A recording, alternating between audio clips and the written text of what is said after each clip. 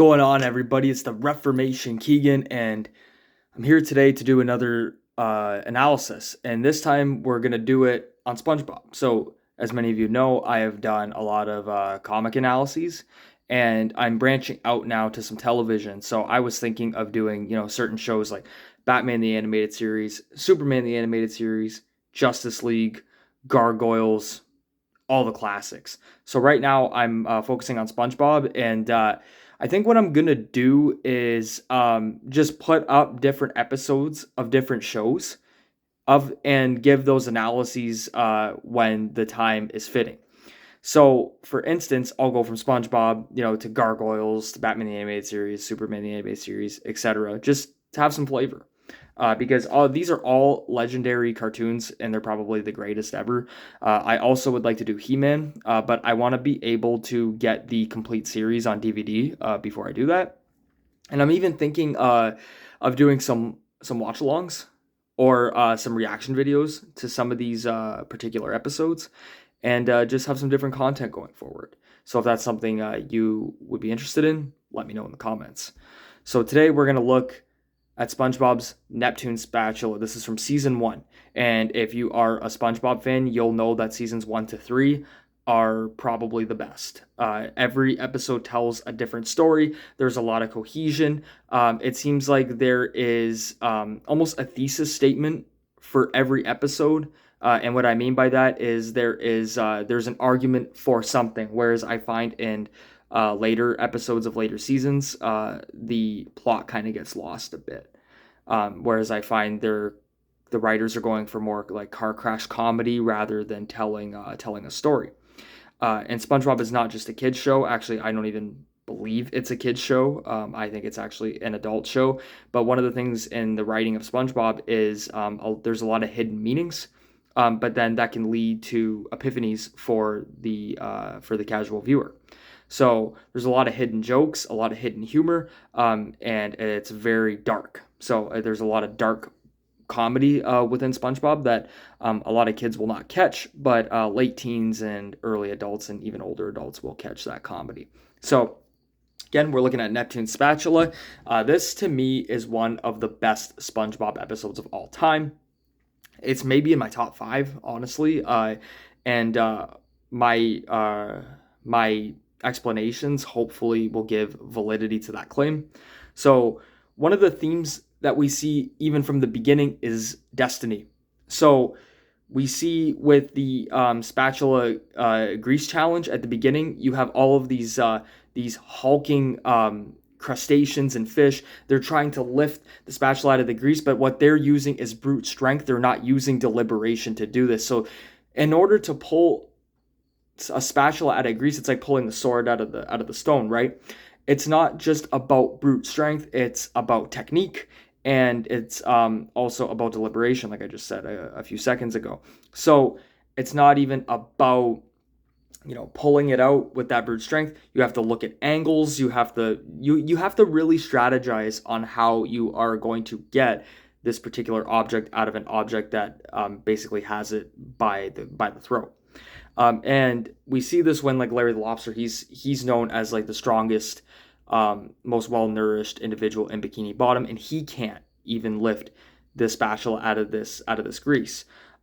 So one thing that's almost comedic in a way is SpongeBob effortlessly pulls out this spatula, and you can attribute it to luck, but you can also attribute it to the fact that he wasn't just using brute strength to get this objective completed. What he does is he uses the element of distraction. So there's a strategy to this, actually.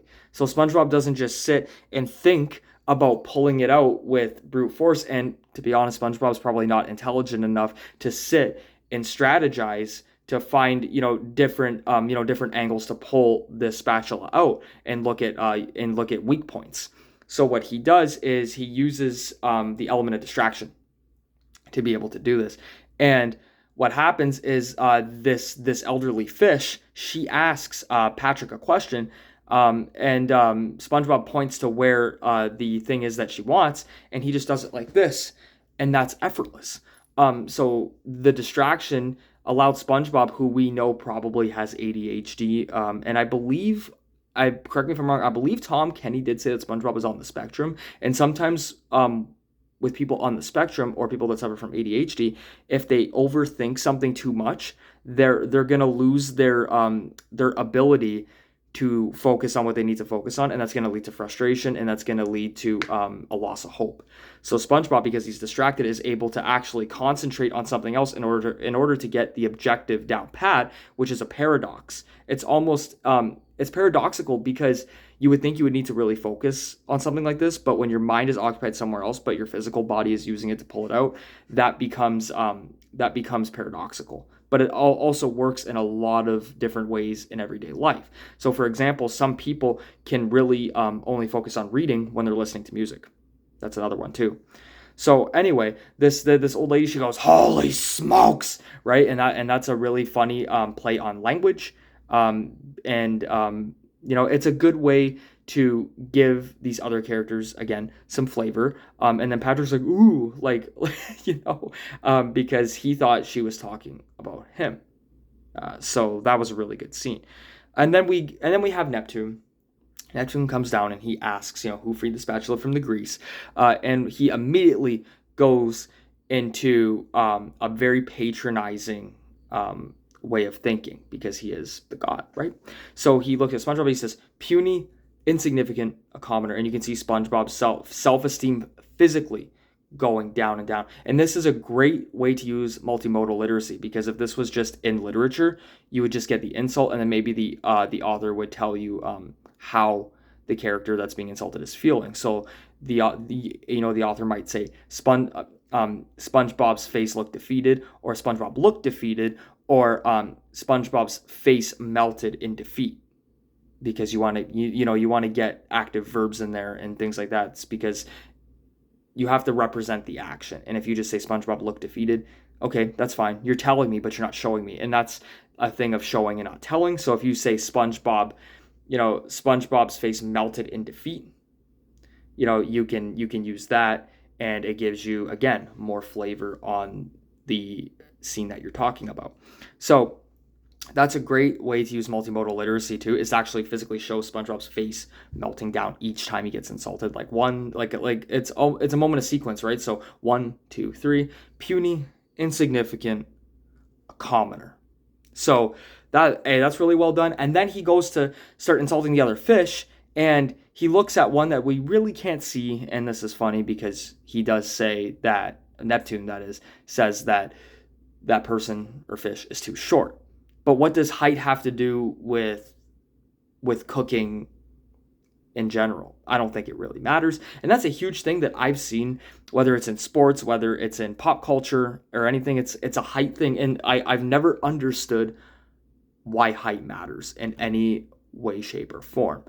There are people that, like, let's use MMA for example. Are you going to tell somebody like Frankie Edgar that they're too short to take out anybody? Because it's not about the size. Again, it's about strategy and ability too. So that's why I think that this is actually a really good, it's a really good paradox, again.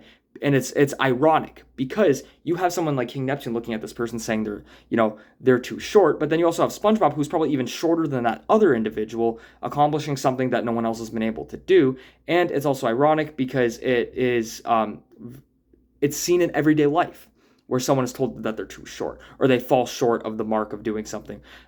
So the height disparity through hierarchy and patronization is a very good example of literary realism.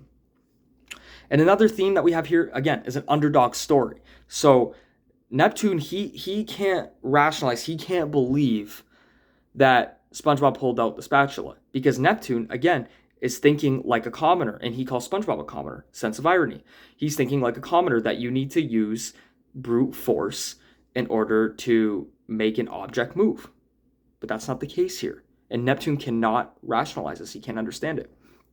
So he tries to make up certain qualities, and these are all physical qualities. Like he's got to have red and blue underwear, and things like that. And a fry cook must be left-handed. And here's a good point of comic relief in a rather serious situation. SpongeBob goes, I have two left hands, and that means that you're basically inadequate. Um, so, and Neptune snaps his fingers out of frustration because we have the theme of the natural and the divine. And the natural is outsmarting the divine. So it's another great theme that we have in this story. And also we have Patrick, who is the loyal best friend, saying that it doesn't matter how many challenges you throw at SpongeBob. You can give him 500 challenges and it's not going to matter. And SpongeBob's even like, enough. So Neptune, he basically zaps Patrick and he's telling him enough. And he says, your friend's arrogance will cost you dearly. So that's another theme of realism here, where sometimes you have people that are supporting you, but their arrogance on your behalf is going to cost you, whether it's in performance or whether it's behind the scenes. So if someone is saying that you can do all this stuff and then you can't deliver, that looks bad on you. It doesn't just look bad on them, but it looks even worse on you because you can't deliver that promise. And that's unfortunate because you should take words like that from people a lot of times at face value and see how that individual that they're praising performs themselves. So I thought that was really good. And then also when he zaps Patrick and then he restores Patrick, Patrick comes back with his face on his ass. And I believe that there's more to this. I think it's not just because Patrick says, oh, people always said to me that I have my head in the clouds, but look at me now, which is funny and ironic because his face is on his ass. But I believe that this is a good symbol of people talking out of their ass, which is colloquial. So this is a symbolic colloquialism in a lot of ways because Patrick's face is on his ass. And a lot of people, when they're talking and they're praising people in a very arrogant way, we often attribute them to talking out of their ass. So I find that was a really, really strong sense of symbolism in this episode. And there's a lot of relatability here as well through this comic relief and a rather serious chain of events, because you have Neptune showing SpongeBob the promised land, which is going to be Atlantis in his mansion / castle, and he basically opens up the proverbial magical curtain like a cloud, and I believe it's Tom Kenny, please correct me if I'm wrong, it's Tom Kenny showering, and Neptune goes, whoopsie. So this is also a theme of realistic relatability, where even someone who is supposedly a god and supposedly divine is able to make mistakes. And we also see that later on too when he's making his patties, and his patties are just not that good. Also, the Poseidon. This is a really, really intriguing aspect of this story. So this is obviously a symbol of the god Poseidon, the Greek god Poseidon, and I like how we have the mixture of the sea gods and the Greek gods, because they are interrelated and they go together. So I like that consistency. But Poseidon is the Greek god of elements, basically. So he's basically the god of the sea, earthquakes, storms, and horses. And using horses is revealing because you often bet on horses in races. In SpongeBob and Neptune, they're not running, but they're racing to see who can hit 1,000 patties first. And creation basically is not about speed. It's about deliberation and concentration in order to make the best product. So Neptune thinks in numbers, right? And Neptune, he hits 1,000 patties first by a landslide. SpongeBob only makes one patty, but all of Neptune's patties are not good. SpongeBob's one patty is the best patty / burger that he has ever tasted. So this is, again, a theme of quality over quantity.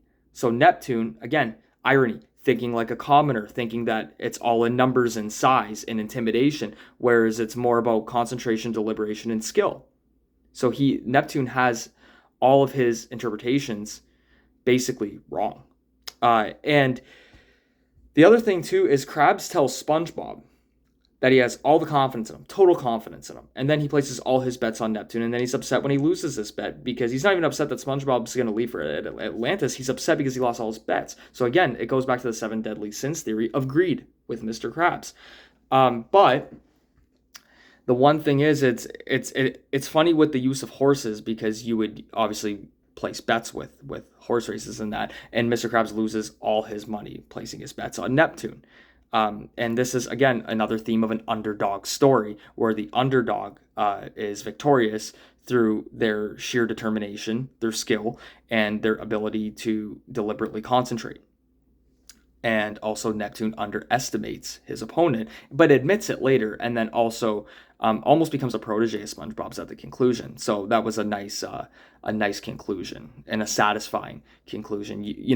With shows like this, you don't want to end on a depressing note. So I think that the conclusion here was very, very well done.